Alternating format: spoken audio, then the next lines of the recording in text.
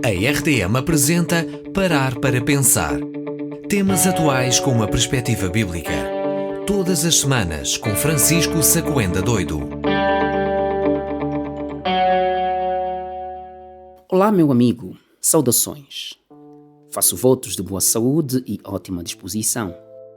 Hoje pretendo conversar contigo em torno dos nossos pensamentos.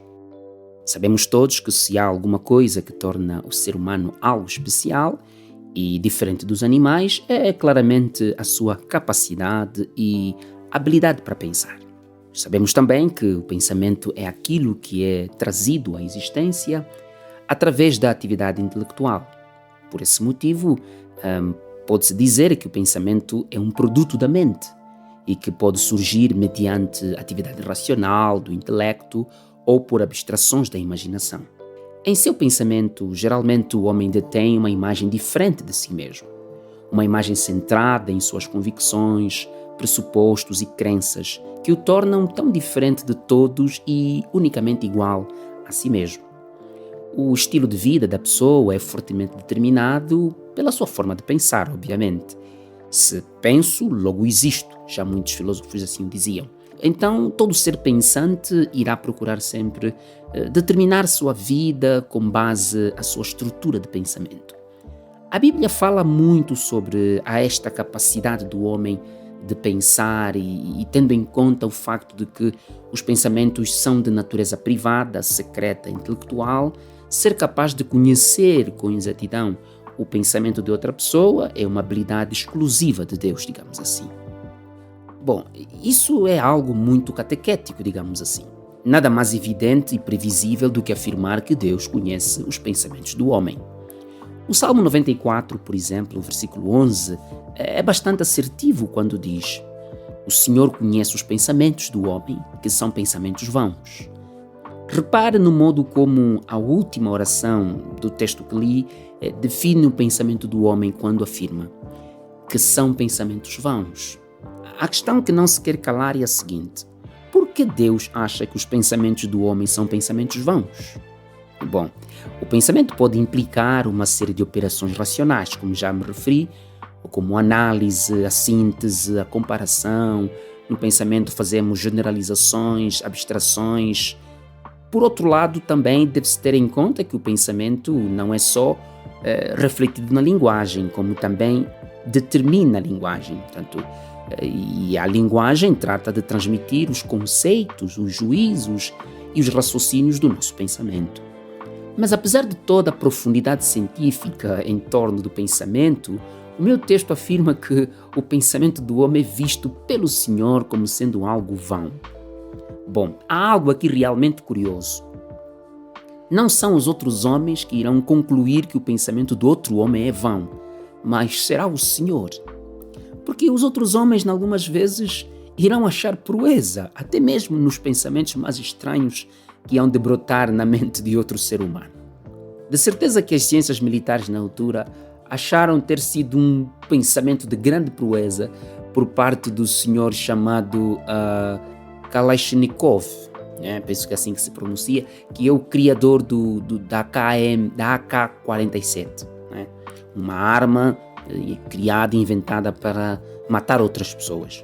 Ou ainda podemos imaginar como foi visto como sendo algo de grande pensamento e algo estrondosamente incrível quando o pai da bomba atômica, Robert Oppenheimer, inventou a arma ou então inventou a bomba atômica. Portanto, todos esses pensamentos para outros homens se calhar foram encarados como grande proeza, mas Deus de certeza o terá considerado como um pensamento maléfico e vão. Portanto, existem diferentes tipos de pensamento. Por exemplo, pode-se mencionar o pensamento dedutivo, quando nós começamos a pensar do geral para o particular, ou o pensamento indutivo, quando partimos de uma realidade particular para depois fazermos as nossas generalizações. Também conhecemos o pensamento analítico, que consiste na separação do todo para conhecer melhor as partes. Ou então, conhecemos todos os pensamentos sistemáticos ou o pensamento sistemático, cuja ideia é ter uma visão complexa de múltiplos elementos com as suas diversas interrelações. E, finalmente, também, todos nós conhecemos, obviamente, o pensamento crítico, que procura avaliar, digamos, a profundidade do conhecimento. Mas todas estas formas de pensamento correm o risco de serem vistas como sendo vãs quando são analisadas na perspectiva de Deus, pois há caminhos que ao homem parece direito, mas sabemos, a Bíblia subejamente diz que este caminho pode ser um caminho que leve à morte. Chegados então a este ponto, talvez uma pergunta se mostre oportuna. Que pensamentos tens de ti mesmo diante da grandeza de Deus? Veja que eu não perguntei o que você pensa sobre si mesmo partindo da Constituição da República, do seu país. Não se trata de querer saber o quanto valho ou quanto vales, tendo em conta a sua origem étnica, cultural ou intelectual ou outra coisa parecida. Eu gostava que pudesses ouvir teus pensamentos a respeito de si mesmo, okay? Pensar sobre você mesmo, mas partindo do conceito da grandeza, da majestade e da soberania de Deus. Porque o ser humano se acha estar sempre em vantagem quando se compara com outros seres humanos, pois ele acaba considerando-os como menos instruídos e menos fidalgos, digamos assim. Ali então ele começa a desenvolver um conceito de superioridade vergonhosamente incrível, de tal sorte que passa a pensar em si mesmo e em sua origem como sendo prestigiosa e preeminente, e absolutamente a dos outros como sendo inferior à sua. Mas o texto que li afirma que Deus encara o pensamento do homem como sendo um pensamento vão. Então chegamos a este ponto, podemos juntos concluir que o que pensamos sobre nós mesmos é conhecido por Deus de um modo tão profundo que isso possui, na verdade, grandes implicações. Ou seja, saber que Deus conhece o mais profundo dos nossos pensamentos, isso possui variadíssimas implicações. Uma das primeiras implicações é, se afinal Deus sabe todos os pensamentos, é mister que Ele nos ajude quando nossos pensamentos servirem de tormento à nossa mente. Não é? Essa é a primeira implicação, que tem como base o amor de Deus. Sabemos que Deus é amor e logo, se Deus nos ver em uma condição aflitiva, movida pela astúcia dos nossos pensamentos, então Ele virá em tempo oportuno em nosso socorro.